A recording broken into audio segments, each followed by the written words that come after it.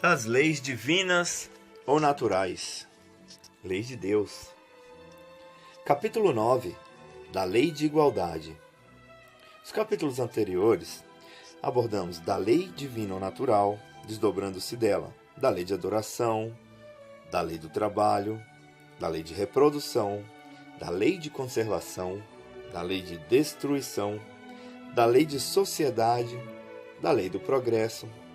E dentro da lei de igualdade, abordaremos 1. Igualdade natural. 2. Desigualdade das aptidões. 3. Desigualdades sociais. 4. Desigualdades das riquezas. 5. As provas de riqueza e de miséria. 6. Igualdade dos direitos do homem e da mulher. 7. Igualdade perante o túmulo. Igualdade natural. A questão 803 do Livro dos Espíritos, Kardec pergunta: perante Deus, são iguais todos os homens? Resposta dos Espíritos: sim, todos tendem para o mesmo fim. E Deus fez suas leis para todos. Dizeis frequentemente: o sol, luz para todos. E enunciais assim uma verdade maior e mais geral do que pensais. Todos os homens estão submetidos às mesmas leis da natureza. Todos nascem igualmente fracos, acham-se sujeitos às mesmas dores, e o corpo do rico se destrói como o do pobre. Deus a nenhum homem concedeu superioridade natural, nem pelo nascimento, nem pela morte. Todos, aos seus olhos, são iguais. Item 2. Desigualdade das aptidões. Deus criou iguais todos os espíritos, mas cada um destes vive há mais ou menos tempo, e, consequentemente, tem feito maior ou menor soma de aquisições. A diferença entre eles está na diversidade dos graus da experiência alcançada e da vontade com que obram. Vontade que é o livre-arbítrio. Daí os se aperfeiçoarem uns mais rapidamente do que outros, o que lhes dá aptidões diversas. Necessária é a variedade das aptidões, a fim de que cada um possa concorrer para a execução dos desígnios da providência, no limite do desenvolvimento de suas forças físicas e intelectuais. O que um não faz, fala o outro. Assim é que cada qual tem seu papel útil a desempenhar. Demais, sendo solidários entre si, todos os mundos, necessário se torna que os habitantes dos mundos superiores, que, na sua maioria, foram criados antes do vosso, venham habitá-lo para vos dar o exemplo. 3. Desigualdades sociais. A questão 806 do Livro dos Espíritos, Kardec pergunta: é lei da natureza a desigualdade das condições sociais? Resposta dos Espíritos: não, é obra do homem e não de Deus. A linha A, pergunta de Kardec: algum dia essa desigualdade desaparecerá? Resposta dos Espíritos: eternas somente as leis de Deus o são. Não vês que dia a dia ela gradualmente se apaga? Desaparecerá quando o egoísmo e o orgulho deixarem de predominar. Restará apenas a desigualdade do merecimento. Dia virá em que os membros da grande família, dos filhos de Deus, deixarão de considerar-se como de sangue, mais ou menos puro. Só o espírito é mais ou menos puro, e isso não depende da posição social.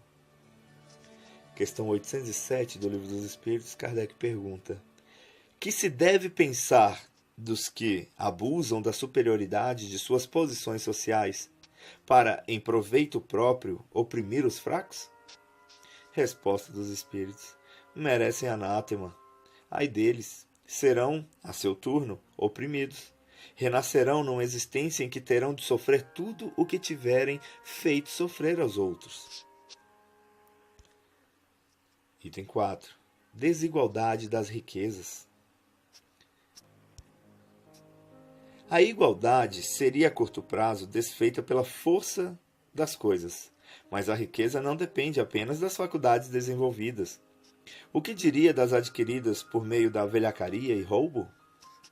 Muitas vezes, a riqueza só vem ter às mãos de um homem para lhe proporcionar ensejo de reparar uma injustiça. Feliz dele, se assim o compreende. Se a fizer em nome daquele que cometeu a injustiça, a ambos será a reparação levada em conta, porquanto, não raro, é este último quem a provoca. O bem-estar é relativo e todos poderiam dele gozar, se se entendessem convenientemente, porque o verdadeiro bem-estar consiste em cada um empregar o seu tempo como lhe apraza, e não na execução de trabalhos pelos quais nenhum gosto sente. Como cada um tem aptidões diferentes, nenhum trabalho útil ficaria por fazer. Em tudo existe o equilíbrio. O homem é quem o perturba. Item 5. As provas de riqueza e de miséria. A alta posição do homem neste mundo e o ter autoridade sobre os seus semelhantes são provas tão grandes e tão escorregadias como a desgraça. Porque, quanto mais rico e poderoso é ele, tanto mais obrigações tem que cumprir, e tanto mais abundantes são os meios de que dispõe para fazer o bem e o mal. Deus experimenta o pobre pela resignação e o rico pelo emprego que dá aos seus bens e ao seu poder. A riqueza e o poder fazem nascer todas as paixões que nos prendem à matéria e nos afastam da perfeição espiritual. Por isso foi que Jesus disse: em verdade vos digo que mais fácil é passar um camelo por um fundo de agulha do que entrar um rico no reino dos céus. 6. Igualdade dos direitos do homem e da mulher. Deus apropriou a organização de cada ser às funções que lhe cumpre desempenhar. Tendo dado à mulher menor força física, deu-lhe, ao mesmo tempo, maior sensibilidade em relação com a delicadeza das funções maternais e com a fraqueza dos seres confiados aos seus cuidados. Cada um de acordo com a sua aptidão. A lei humana, para ser equitativa, deve consagrar a igualdade dos direitos do homem e da mulher. Todo privilégio a um ou a outro concedido é contrário à justiça.